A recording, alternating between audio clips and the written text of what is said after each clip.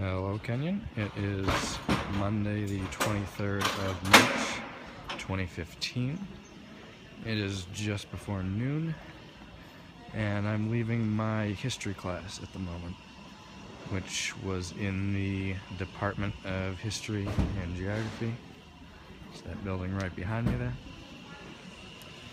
And that history class focuses on the period between 1808 and 1914. It's the history of Spain during that period, and the class is at the University of Salamanca, where I have two classes in addition to the ones I have with my program. As I'm walking now, to the left is the Universidad Pontificia de Salamanca, the main building of that university. It was founded by the Pope. It's Salamanca's private college specializing in the instruction of theology.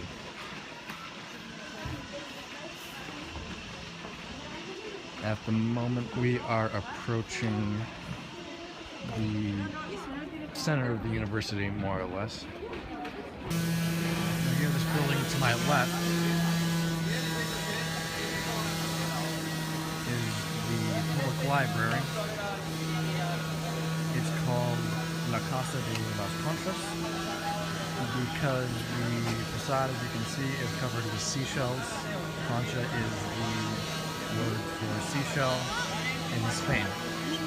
And I'm actually going to take you inside here a little bit. I spend a lot of time here. It's one of the coolest places to study on campus, in my opinion. It used to be a palace. It was built during the Renaissance, the 15th and the 16th centuries, by a noble family that lived in Salamanca. You can see Biblioteca Publica, public library. Most of the buildings have that style of writing on the facade.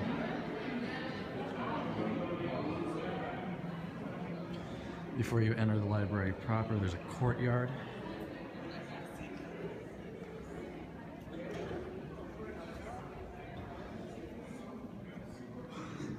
And as you can see, like most European courtyards, it's open to the air.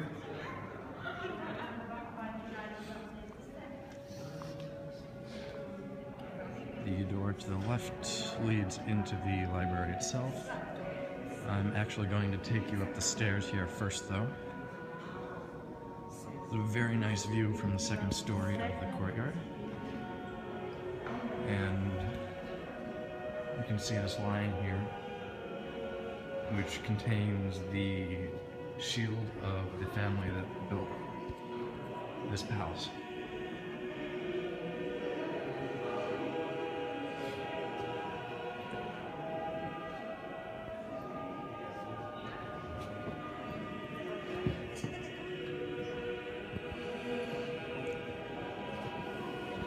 And from about this spot, you have a very marvelous view of the main building of the Universidad Pontificia.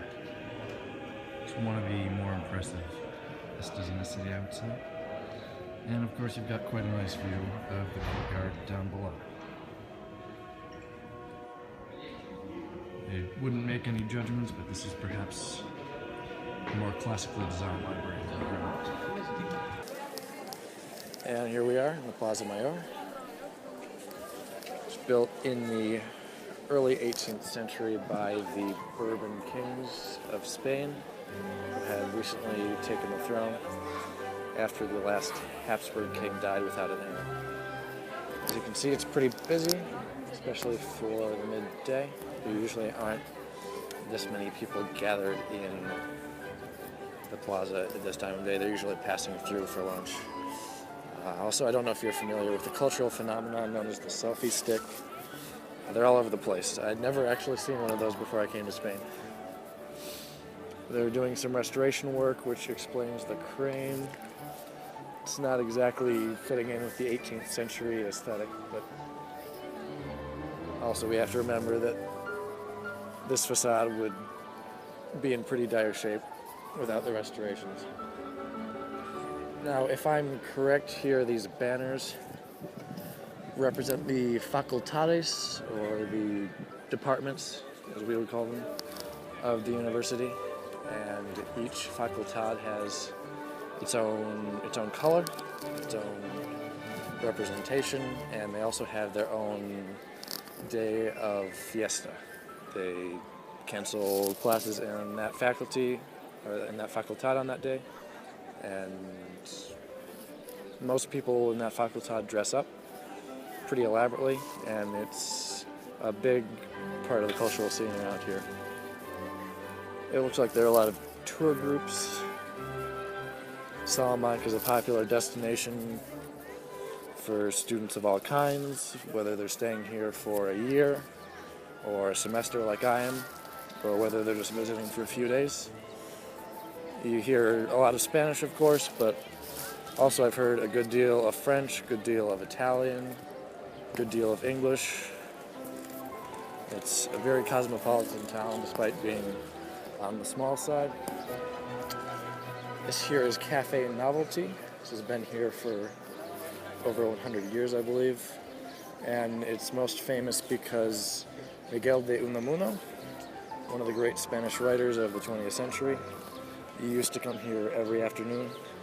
He would have café con leche, coffee with milk. Here we are, waiting now to cross Avenida Mirat. As you can see, we have very clearly left behind the Renaissance period architecture of the university streets, as well as the Baroque architecture of the Plaza Mayor.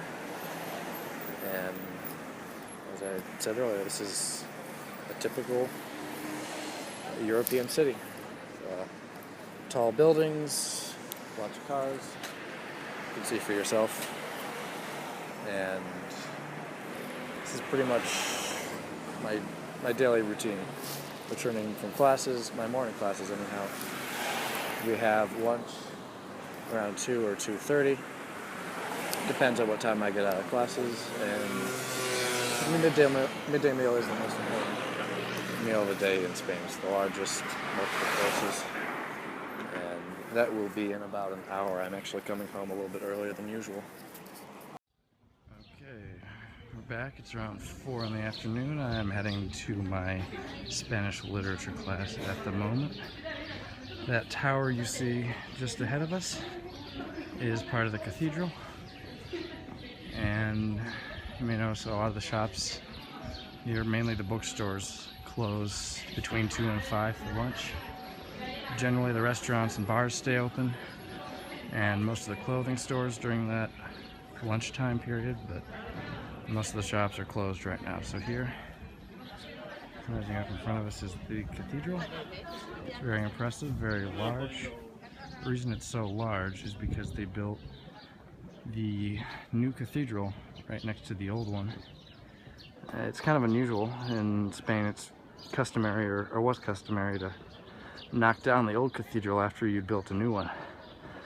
But there were many delays in the construction of the new cathedral, one of which I believe was the Black Death. It took many centuries to finish, and by the time they finished it, it was no longer customary to knock down the old one, so they just left them side by side, and as a matter of fact, they are connected. So this is a very impressive example of architecture. You can see it for miles from outside the city, and it's really cool that I have class in this building just to the left of the cathedral. I'm here in the Plaza Mayor. It's about 9:15 at night. As you can see, it's all lit up behind me. Unfortunately, this is going to have to be the end of our tour. There's really a lot more I could say about Salamanca, but not enough time. I wouldn't want to keep you. If you're interested in finding out more, if you think you might want to study here in the future, if you're just curious, go ahead and shoot me an email. I hopefully can answer your questions, and I'd be happy to put you in touch with the right information. So, hope you've enjoyed this, and I will see you all soon. Bye.